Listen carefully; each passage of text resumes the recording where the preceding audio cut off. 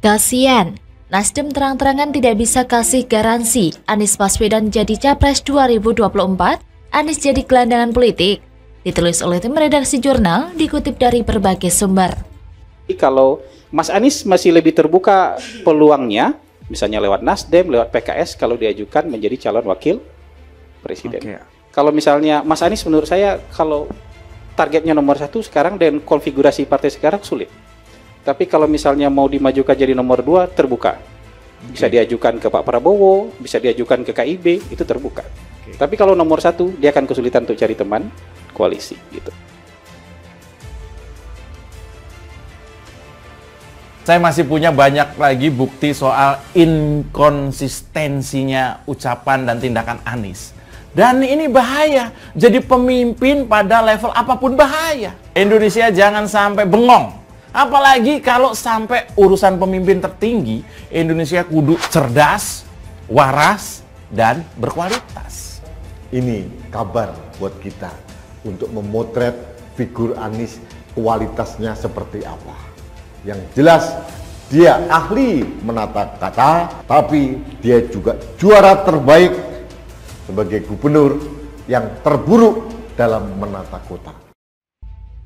Wakil Ketua Umum Partai Nasdem, Ahmad Ali, mengaku tidak mau memusingkan dengan taruhan politik dari pendiri lembaga survei Sirus Network, Hasan Nasbi.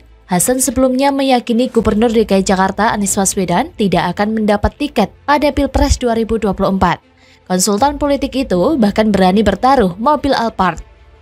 Menurut Ahmad Ali, Nasdem tidak akan menanggapi pernyataan dari seorang yang bukan berasal dari pengurus partai seperti Hasan Nasbi.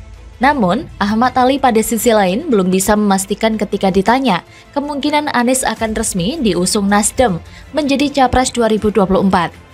Saat ini, kata mantan aktivis HMI itu, posisi Anies masih berstatus sebagai Baca Pres 2024 dari Nasdem, bersama dua tokoh lainnya, yaitu Ganjar Pranowo dan Andika Perkasa.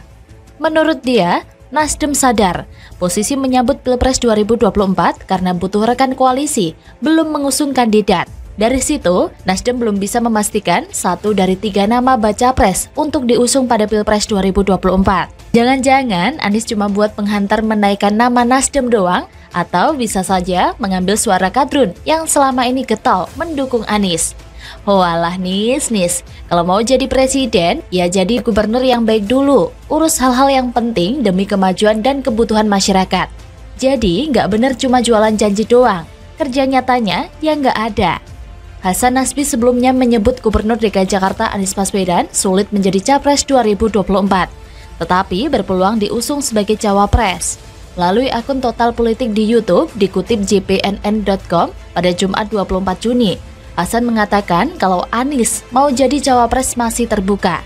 Taruhan boleh, taruhan Alphard juga boleh. Wah, ternyata Anies kena prank Om Brewok.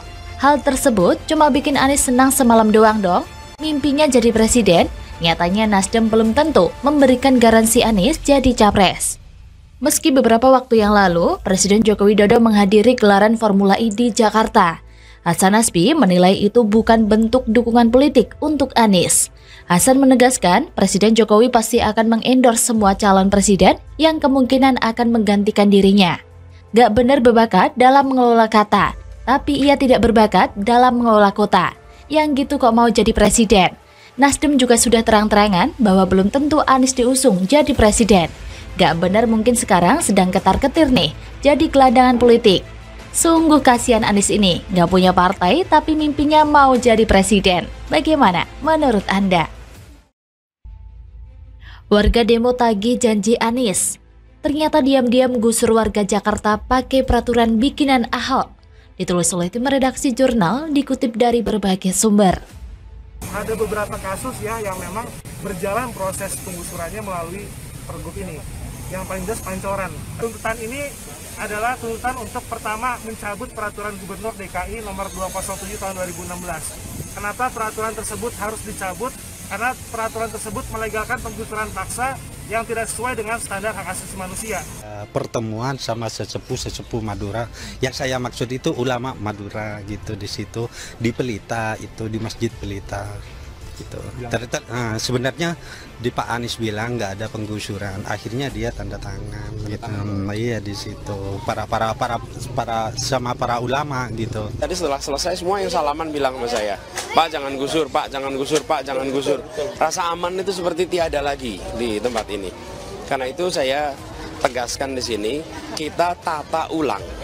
Kita akan tata dengan bersih sehingga kampung itu menjadi nyaman, menjadi sehat. Percepatan pembangunan rumah-rumah susun sebagai sebuah solusi. Nah, kalau gubernur dulu kan itu seimbang, lakukan relokasi setelah rumah susun terbangun. Ini sekarang rumah susun sampai dengan sekarang ini tidak ada yang terbangun. Oke. Masih rumah susun yang lama begitu ya? Masih rumah susun yang lama. Koalisi Rakyat Menolak Penggusuran menuding Gubernur DKI Jakarta Anies Baswedan menggunakan Peraturan Gubernur Nomor 207 Tahun 2016 tentang penertiban pemakaian atau penguasaan tanah tanpa izin yang berhak. Menurut Koordinasi Aksi, Charlie Albajili, Anies sudah berjanji merevisi Pergub yang keluar pada masa pemerintahan Gubernur Basuki Cahayapurnama atau Ahok ini. Tapi sejauh ini, pihaknya belum tahu tindak lanjutnya seperti apa. Pihaknya dari masyarakat sipil juga belum pernah dihubungi terkait hal tersebut. Charlie menerangkan, Anies melakukan penggusuran di beberapa tempat di DKI Jakarta dengan menggunakan Pergub era Ahok tersebut. Seperti misalnya di Kebon Sayur Ciracas, Jakarta Timur, hingga Bukit Duri, Tebet Dalam, Jakarta Timur. Terbaru, penggusuran terjadi dengan restu Anies, terjadi di Pancoran Buntu 2, Jakarta Selatan. Melalui Pergub 207 tahun 2016, Charlie mengatakan Anies bisa menyetujui penggusuran tanpa musyawarah, mufakat, hingga pembuktian terlebih dahulu di pengadilan. Selain itu, dalam pelaksanaan Pergub ini, unsur TNI juga dilibatkan untuk menggusur warga yang disertai pelanggaran HAM. Oleh karena itu, Charlie menyebut selama Pergub penggusuran masih ada, maka Anies atau gubernur setelahnya dapat melakukan penggusuran kepada warga secara paksa. Anggota LBH Jakarta itu menjelaskan, angka penggusuran di era Anies memang berkurang jika dibandingkan pada saat Ahok menjabat. Namun, pola penggusuran yang digunakan Anies masih sama seperti yang dulu Ahok lakukan. Jika pihak Pemprov DKI belum juga memberikan keputusan soal Pergub tersebut, Charlie mengatakan pihaknya bersama dengan 27 koalisi masyarakat lain bakal kembali menggelar demonstrasi di depan Balai Kota untuk menagih janji Anies Baswedan. Begitulah akibatnya kalau terbuai oleh kata-kata manis. Dan sekarang warga DKI Jakarta harus merasakan pahitnya buaian kata-kata manis yang mereka terima. Dulu ketika Basuki Cahayapurnama atau Ahok menjadi gubernur DKI Jakarta, memang ada penggusuran.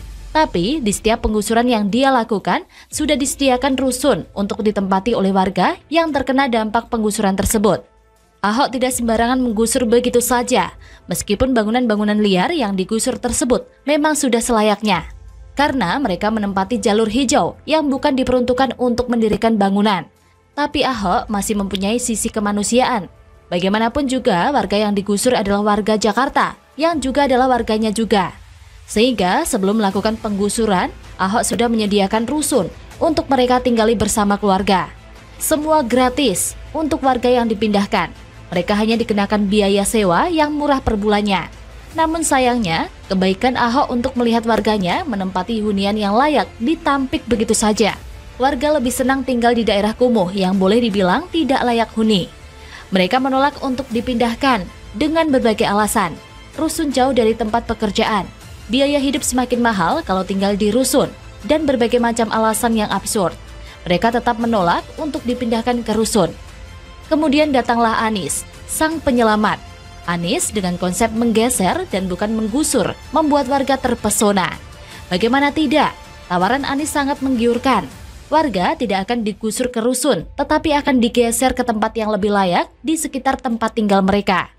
Dan selama Anies memerintah, tidak sesuai dengan janji-janjinya, tidak sesuai dengan apa yang telah diucapkannya dulu. Warga yang sudah termakan oleh buayan manis Anies, kini sudah merasakan bahwa gubernur yang mereka pilih tidak sesuai dengan apa yang mereka harapkan. Dan waktu pun tiba, warga yang semula begitu mengharapkan Anies dapat membuat perubahan di lingkungan mereka menjadi lebih baik, ternyata lebih mengerikan dari gubernur sebelumnya. Punya Ahok lagi yang dipakai pergubnya, program Ahok lagi yang dilakukan. Jadi gimana ya itu disebutnya? Santun, amanah, blunder. Orang yang tidak menempati janji itu apa ya namanya? Atau apa istilahnya? Membaca sajalah yang memikir, kata-katanya sendiri, berdasarkan deskripsi ini. Waktu kampanye janjinya adalah tidak akan melakukan penggusuran, titik. Kemudian kenyataannya akan tetap melakukan penggusuran. Kalau saya tidak salah tangkap maknanya ya, ini berarti Anies main aman. Itu kan nota buatan Ahok. Anies bisa saja membuat alasan itu untuk main aman. Dengan begitu, wajar nasib warga makin tidak jelas belakangan ini. Makanya bersurat dan ketemu dengan Anies beberapa kali pun tidak membuahkan solusi yang memuaskan. Mau gimana lagi? Ya saya yakin Anies saja bingung mau gimana. Serba salah dan ditekan sana-sini. Gusur tapi tak berani pun tak ada solusi lain. Kelarlah perkara.